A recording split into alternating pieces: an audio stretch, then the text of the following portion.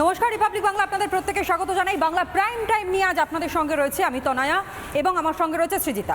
সবথেকে বড় বিষয় আপনাদেরকে জানাচ্ছিলাম যে এই রাজ্যের শিক্ষা ব্যবস্থা হালটা ঠিকই একেবারে কোমর ভেঙে দিয়েছে সৃজিতা। এই রাজ্যের রাজ্য সরকার গত 15টা বছরে না আছে রাজ্যের শিক্ষা, না আছে চাকরি, বেকাররা তারা রীতিমতন রাস্তায় বসে রয়েছেন।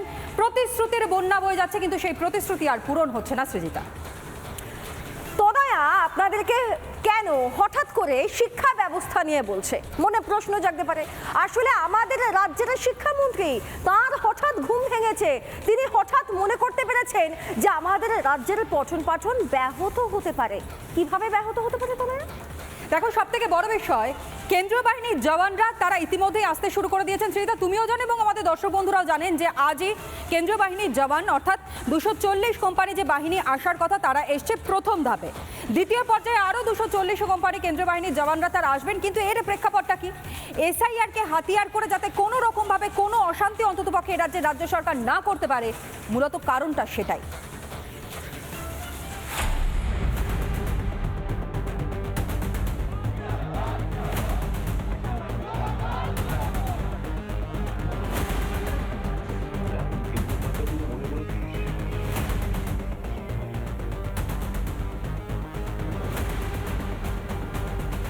সরকার যদি মনে করে থাকে যে স্কুলগুলোই একমাত্র হচ্ছে ধর্মশালা, কেন্দ্রীয় সরকার নিশ্চয়ই কেন্দ্রীয় তাদের বাহিনী কোথায় থাকবেন তা থাকার ক্ষেত্রে নিশ্চয়ই তাদের আলাদা ভাবনা আছে।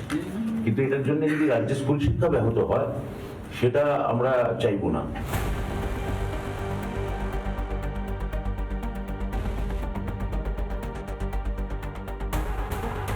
ঘুঘুডাঙ্গা ভারতীয় বিদ্যাভবন স্কুলে যে জানলা থেকে শুরু করে সমস্ত কিছু ভাঙা অবস্থা রয়েছে। এই গ্রিল এখানে কিন্তু সেকেন্ডারি সেকশন ইতিমধ্যে বন্ধ হয়ে গিয়েছে। আরো একটি শিক্ষা কেন্দ্রে ঝুললো তালা, কারণ এই শিশু শিক্ষা কেন্দ্রটিতে যে একমাত্র শিক্ষক শিক্ষিকা ছিলেন যিনি অবসর নিয়েছেন, তারপর আর কোনো শিক্ষক শিক্ষিকা এই বিদ্যালয়ে জয়েন করেননি।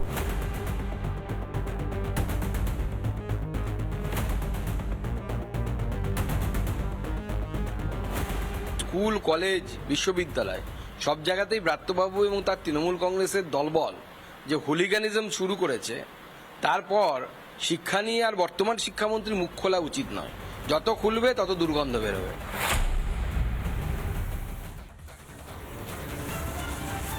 বাহানা দিচ্ছেন রাজ্যের শিক্ষামন্ত্রী ব্রাত্য বসু। আরে বাবা, আমাদের রাজ্যের সরকারি স্কুলগুলোর দৈন্যদশা দেখলে কান্না পাবে। তালা পড়েছে, পড়ুয়া নেই, শিক্ষক নেই, পার্শ্ব শিক্ষক কোনো ক্রমে লড়ে যাচ্ছে কিছু না পেয়ে।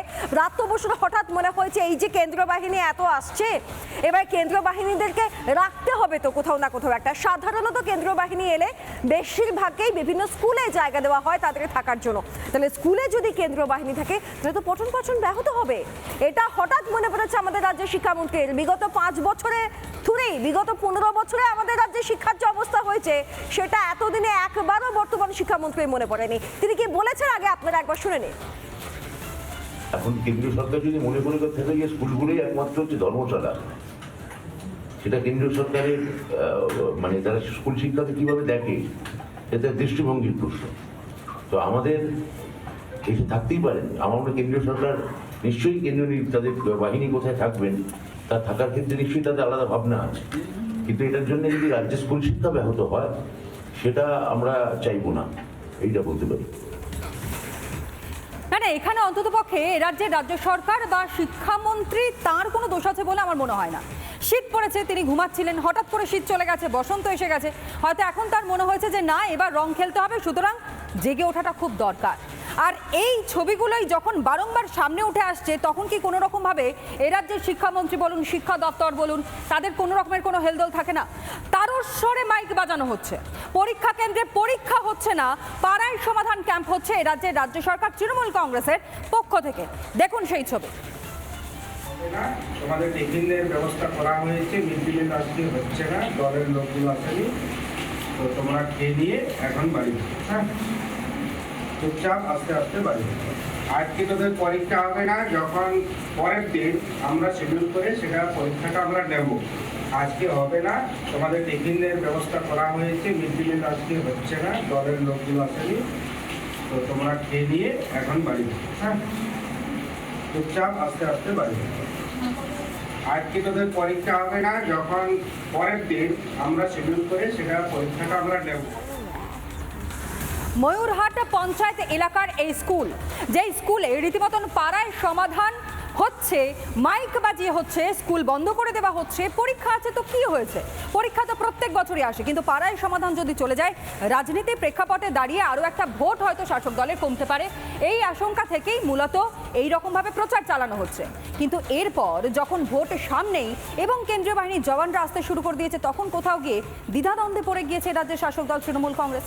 যে ছবিগুলো আপনাদের সামনে আমরা তুলে ধরছি, চোখে আঙুল দিয়ে দেখিয়ে দিচ্ছে অন্ততপক্ষে এ রাজ্যের রাজ্য সরকারের সত্যি কোনো শিক্ষার ব্যাপারে অন্ততপক্ষে কোনো রকমের কোনো চিন্তা নেই। দেখুন, 26,000 শিক্ষক থেকে শুরু করে শিক্ষা ব্যবস্থার যে বেহাল দশা, তার মধ্যে দিয়ে আজকে এই ক্যাম্পটা করার জন্য স্কুলটাকে বেছে নেওয়া হয়েছে।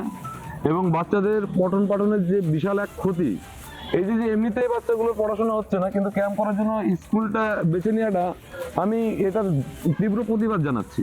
এখানে আমাদের 4 আর ক্লাস 2 আছে একসঙ্গে। তো একসঙ্গে কেন এত ক্লাস থাকছে?